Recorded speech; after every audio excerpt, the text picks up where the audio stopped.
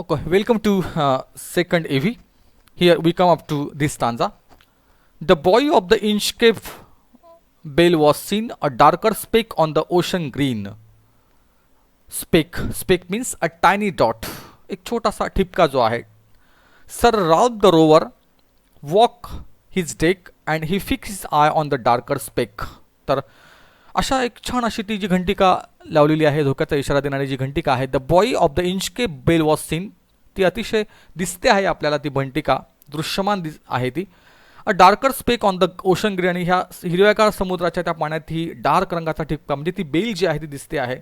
आणि हा Ralph rover हा समुद्र लुटारू, समुद्रावरील जहाज लुटणारा असा हा खलनायक जो आहे हा आपल्या डेकवर चालतो आहे. त्याने बघितलं ती जी घंटिका. He fix his eye on the darker speck, त्या काळ्या अशा त्या ठिपक्यावर त्याची नजर गेली. मनातून एक विशिष्ट असा राग उफळून आला. त्याने ठरवलं की ही घंटिका जी आहे ती आपल्याला कापायची आहे. पुढे next. He felt the cheering power of spring. It made him whistle, it made him sing. His heart was mirthful to excess, but the rovers mirth was wickedness. He felt the cheering power of spring. In this stanza, the writer deals with the Ralph's feelings and thoughts. He was delighted at the good spring atmosphere. He was making whistling sound and singing in joy. He was actually overjoyed, but no one knew that a sinful thought in his mind was behind his happiness. He felt a cheering power of spring. त्याने अतिशय सुंदर असं एक तजेदार वातावरण आहे. It made him whistle, त्याने एक छान शीळ वाजवली. इट मेड हिम सिंग, तो गात होता त्या शिळेच्या माध्यमातून. His heart was मर्थफुल.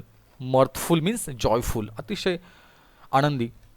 त्याच्यात हृदयात एक आनंद मावत नव्हता. His heart was mirthful to excess, but the rover's mirth was wickedness. पण या आनंदामध्ये एक दुष्कृत्य, एक काव्यवाजपणा जो आहे तो लपलेला होता. His eyes was on the Inchcape float. Quoth he, my men, put out the boat. Put out the boat and row me to the Inchcape rock, and I will plague the abbot of Aberbrothock. In this stanza, writer tells us about the rover himself speaks and reveals his desire, his wicked desire. His eyes were fixed on the floating boy on the Inchcape rock. Sir Ralph the rover ordered his crew to take the boat to the Inchcape rock. He says that he is going to cut the good work of the abbot of Aberbrothock. His eye was on the Inchcape float. Quoth he, my man, put out the boat. Quoth means said. ह्या Ralph the रोव्हरची नजर त्या Inchcape रॉककडे पडलेली आहे. तो म्हणाला, my man, put out the boat. ताबडतोब त्या ठिकाणी बोट काढा. Row me to the Inchcape rock, तिथे मला घेऊन चला त्या खडकाजवळ. And I will plague the abbot of Aberbrothok. Plague means cause pain or trouble, त्रास देणं, यातना देणं. तर मला ह्या मठाधिपतीला यातना द्यायच्या आहेत, त्रास द्यायचा आहे, मला ताबडतोब घेऊन चला. आणि कुठेतरी एक विशिष्ट राग मनामध्ये ठेवून त्या ठिकाणी तो आता निघालेला आहे ती बेल तोडण्यासाठी. The boat is lowered, the boatman row, and to the Inchcape rock they go. Sir Ralph bent over from the boat and he cut the bale from the Inchcape float.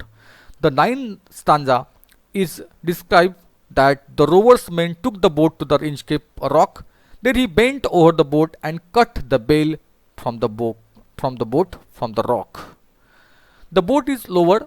ती बोट जी आहे ती काढण्यात आली. The boatman row and to the Inchcape rock they go. Sir Ralph bent from the boat and he cut the bell from the Inchcape float. त्याने ती तरंगणारी जी घंटिका होती त्या इंचकेप रॉकवरची ती तोडली, रागाने संतापाने तोडली. आणि खरा जो जे दुष्कृत्य आहे त्याच्याकडनं केलं गेलं. Down sunk the bell with the gurgling sound. The bubbles rose and burst round.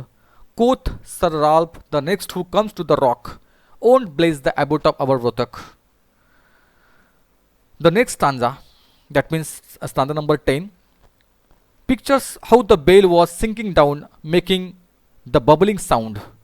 Bubbles rose and burst around. Sir Ralph was happy, thinking that the bale would save no more ships, and the seamen would no longer blaze the abbot. Down sunk the bell with a gurgling sound. Gurgling sound. Here, gurgling sound. One kind of sound. Bubbling sound is there. Gurgling sound means bubbling sound. एक विशिष्ट असा bell ज्या वेळेला बुडाली ती पाण्यात एक विशिष्ट बुडबुडाचा आवाज त्या ठिकाणी आला. ती बेल त्या ठिकाणी पाण्यामध्ये आता खाली गेलेली आहे. The bubbles rose and burst round, आणि ते सगळे जे बुडबुडे त्या ठिकाणी आलेले आहेत ते वरती आले, पुन्हा फुटले. कोच सर राल्फ मात्र म्हणाला, the next who comes to the rock won't blessed the abbot of Aberbrothok. आता कोणीही या ठिकाणी पुढे येणारा जो माणूस असेल तो आता कधीही आपल्या ह्या ॲबरबोथेक या माणसाला आशीर्वाद देणार नाही, चांगला म्हणणार नाही, कारण ती जी बेल आहे त्या इंचकेप रॉकवरची तिला मी आता तोडलेला आहे आणि कधीही आशीर्वाद त्याला मिळणार नाही असा वाईट हेतू त्याने मनामध्ये ठेवला. Sir Ralph the Rover sailed away. He scoured the seas for many a day, and now grown rich with plundered store, he steers his course for Scotland's shore. Sir Ralph the rover sailed away.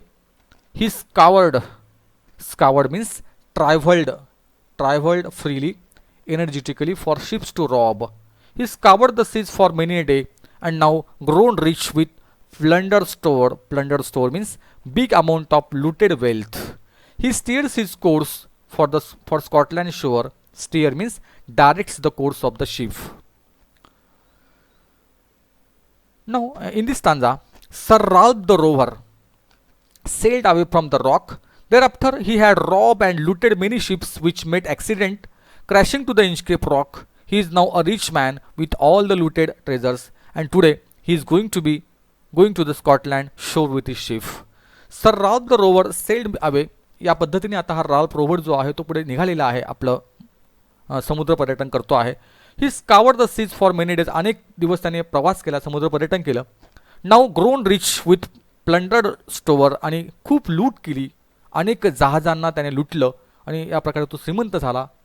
He steers his course for Scotland shore, आणि आपल्या स्कॉटलंडच्या किनाऱ्याकडे त्याने आता आपला मार्गक्रमण जे आहे ते केलेलं होतं. So thick a haze o'er airspace the sky, they cannot see the sun on high. The wind had blown a gale all day. At evening it had died away. So thick a haze means thin mist, ज्याला धुकं असं आपण म्हणतो. So thick a haze overspreads the sky. This word is overspread. तर हे धुकं जे आहे ते आकाशात पसरलेलं आहे, haze. They cannot see the sun on high, आणि ह्या धुक्यामुळे त्या ठिकाणी समुद्र जो सूर्य आहे तो दिसत नाही आहे. द विंड हॅड ब्लोन अ गेल ऑल डे, आणि वारा त्या ठिकाणी प्रचंड वेगाने घोंगावतो आहे, वाहतो आहे. At evening it hath died away, आणि संध्याकाळच्या वेळेला तो आता वारा जो आहे तो संपलेला आहे. In this stanza the gloomy atmosphere on the day of the rover is sailing to Scotland is given. The sun is hidden behind a thick fog. Strong winds were blowing all the day, and now in the evening it has stopped blowing. Okay. On the deck the rover takes his stand. So dark it is they see no land. Quoth Sir Ralph, it will be lighter soon, for there is the dawn of the rising moon. Now here, on the deck of the rover takes his stand. So dark it is they see no land. आता हा rover जो आहे त्या उभा आहे, प्रचंड अंधार समोर दिसतो आहे, कारण त्या ठिकाणी सूर्य हा झाकळला गेलेला आहे त्या धुक्यामुळे. संध्याकाळची वेळ आहे. कोच सर म्हणाला, it will be lighter soon, for there is the dawn of the rising moon. तो पुन्हा एकदा म्हणाला की आता सूर्यप्रकाश जो आहे तो पुन्हा एकदा पडेल, आणि कुठेतरी एक चंद्राचा प्रकाश जो आहे तो त्या ठिकाणी दिसणार आहे, असं त्याने रायझिंग मून त्या ठिकाणी म्हटलेलं आहे. In this stanza, one of Ralph's men says that he hears the roaring sound of the waves breaking against something, so he hopes they should be near the shore. He also regrets that the Inchcape Bell is no more, as it could guide them in this situation.